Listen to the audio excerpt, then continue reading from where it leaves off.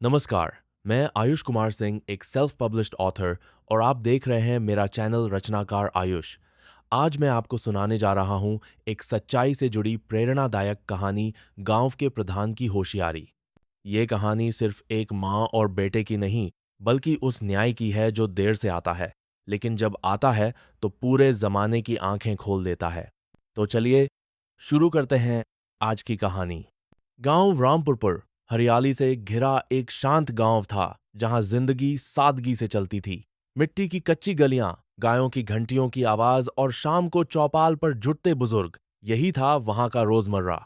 इसी गांव के एक कोने में एक टूटी सी झोपड़ी में रहती थी गीता देवी, एक बुजुर्ग महिला जिसकी उम्र ने उसके बालों को सफेद और चेहरे पर झुर्रियां तो दे दी थीं, लेकिन उसकी आंखों में अब भी उम्मीद की चमक थी। उसका इकलौता सहारा था उसका बेटा लालू, जो हर सुबह गंगा नदी के घाट पर जाता, मछलियों के जाल बिछाता और किसी तरह दो वक्त की रोटी कमाता। गीता देवी और लालू का जीवन कठिनाइयों से भरा था, लेकिन उनके बीच की ममता और विश्वास अटूट थे। लालू माँ से वादा करता कि एक दिन वो पक्के मकान में रहेंगे, और माँ हर रोज उसके लौटने का इंतजार करती। लेकिन एक दिन, जैसे गीता अम्मा की दुनिया ही उजड़ गई। सावन का महीना था और गंगा उफान पर थी। लालू रोज की तरह गया, पर शाम तक लौटा नहीं। गांव के कुछ मल्लाहों ने बताया कि नदी में उसकी नाव पलट गई थी और तेज बहाव में वो बह गया। गीता अम्मा को जैसे विश्वास ही नहीं हुआ। वो घाट पर दौड़ी, हर नाव वाले से पूछती रही, गंगा से मिन्नतें करती रही, मेरा लालू वापस भेज दे मैया, वो तैराक है, वो जरूर बचेगा। पर दिन बीते, हफ्ते गुजरे और कोई खबर नहीं मिली।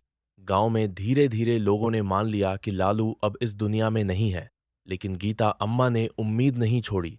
वो रोज नदी किनारे जाती, उसकी आंखें दूर पानी में अपने बेटे की परछाई खोजती। और फिर, जैसे दुखों का पहाड़ उसके टूटे दिल पर गिरा, गांव का प्रधान श्याम सिंह उसके पास आया। प्रधान एक चालाक और स्वार्थी व्यक्ति था। उसके चेहरे पर बनावटी सहानुभूति थी। उसने कहा, अम्मा, अब तू अकेली रह गई है। ये जमीन पंचायत की है और लालू के बिना तेरा कोई हक नहीं बचा। 7 दिन में ये झोपड़ी खाली कर दे। गीता देवी स्तब्ध रह गई। उन्होंने कांपती आवाज में कहा, बाबूजी, ये घर मेरे लालू का है, वो जरूर लौटेगा, गंगा मैया उसे वापस लाएंगी। लेकिन प्रधान ने उसकी एक न सुनी। उसने 2 दिन बाद ही अपने आदमियों को भेज दिया। उन्होंने दीवारों पर लाल निशान लगाया और कहा, सरकारी जमीन है, कब्जा हटेगा। गांव वालों में से कोई खुलकर गीता अम्मा के पक्ष में नहीं आया। सब प्रधान से डरते थे। 7वें दिन उसकी झोपड़ी पर ताले पड़ गए। गीता देवी को जबरन बाहर निकाल दिया गया। अब उसके पास सिर छुपाने को सिर्फ मंदिर के पीछे एक बरगद का पेड़ था। वहीं पर उसने टूटी चादर डालकर रातें काटनी शुरू कीं।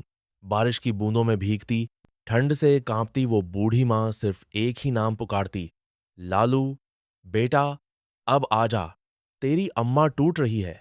गांव में लोग अब उसे देखकर सिर झुका लेते थे। किसी को शर्म आती, कोई चुपचाप रोटियां पकड़ा देता, लेकिन कोई उसके लिए आवाज उठाने की हिम्मत नहीं करता। प्रधान अब अपनी जीत का जश्न मना रहा था। उसने पंचायत के रिकॉर्ड में दर्ज करा दिया कि वो जमीन अब सरकारी है और वहां विकास कार्य होंगे। करीब 1 महीना बीत गया। फिर एक दिन गांव के सन्नाटे को तोड़ते हुए एक अपरिचित युवक गांव में दाखिल हुआ। कोट पैंट पहना था, चेहरे पर दाढ़ी थी और चाल में आत्मविश्वास। वो सीधा मंदिर की ओर गया, और जब उसने मंदिर के पीछे पड़ी गीता देवी को देखा, उसकी आंखों से आंसू बहने लगे। अम्मा! उसने पुकारा। गीता देवी हड़बड़ाकर उठी, कुछ पल आंखें फाड़ कर देखती रहीं और फिर कांपते हाथों से उसके चेहरे को छूते हुए बोलीं, लालू, तू जिंदा है। लालू ने मां को बाहों में भर लिया और बोला, अम्मा, मैं मरते मरते बचा। एक दूर के गांव के मल्लाहों ने मुझे बचाया, फिर शहर में इलाज किया, और वहां एक वकील भैया मिले, जिन्होंने मुझे अपने ऑफिस में मैनेजर के पद पर रख लिया है। अब मैं लौट आया हूं, अपना और तेरा हक लेने। अगले ही दिन लालू शहर से वकील और एक पत्रकार को लेकर गांव आया। उन्होंने प्रधान के फर्जी दस्तावेजों की जांच शुरू कर दी। पता चला कि प्रधान ने सिर्फ गीता अम्मा ही नहीं, बल्कि और भी कई गरीबों की जमीनें हड़प ली थीं। कोर्ट में केस दर्ज हुआ। गांव में चर्चा फैल गई, अब प्रधान बचेगा नहीं। अदालत में सुनवाई शुरू हुई। सबूत सामने आए, गवाह बुलाए गए। पत्रकार ने रिपोर्ट प्रकाशित की। रामपुरपुर का प्रधान गरीबों की जमीनें खा गया। जनता का गुस्सा भी बढ़ने लगा। जो लोग अब तक डर के मारे चुप थे, उन्होंने भी अब आवाज उठाई। 3 महीने की लंबी सुनवाई के बाद कोर्ट ने फैसला सुनाया। प्रधान दोषी पाया गया। उसे 3 साल की सजा हुई और 1 लाख रुपए का जुर्माना भी लगा। साथ ही गीता देवी को उनकी जमीन और घर लौटाने का आदेश दिया गया। गांव में जैसे एक नई सुबह हुई। लालू ने सबसे पहले अपनी मां की झोपड़ी को पक्के घर में बदला। गांव वालों ने चंदा दिया, मजदूरी की और जल्द ही वहां एक सुंदर सा घर बन गया।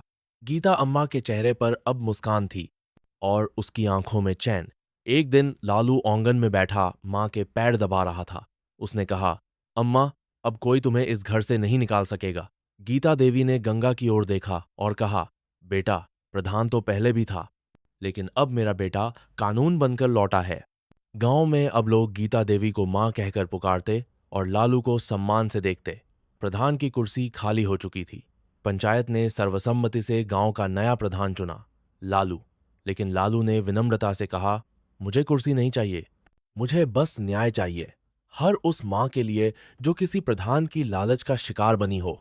ये कहानी हमें सिखाती है कि जब कोई बुजुर्ग मां अपने बेटे के नाम पर जमीन नहीं छोड़ती और जब बेटा अपनी मां के लिए पूरा सिस्टम हिला देता है, तब सच्चाई जरूर जीतती है। अगर आपको ये कहानी भावुक, प्रेरणादायक या सच्चाई के करीब लगी हो, तो इसे जरूर लाइक और शेयर करें। ऐसी ही और कहानियों के लिए चैनल को सब्सक्राइब जरूर करें।